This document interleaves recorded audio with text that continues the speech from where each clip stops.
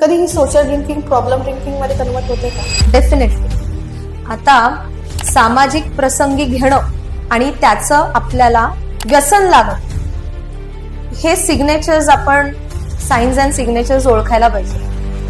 उदाहरणार्थ, पहिले माणूस म्हणतो की अगं मी फक्त महिन्यातून एकदाच घेतो, हो बरोबर.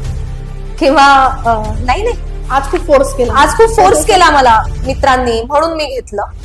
पण इथे आपल्या आजूबाजूचे किंवा जवळचे लोक ओळखतात की याचं प्रमाण वाढतंय, टॉलरन्स वाढतोय.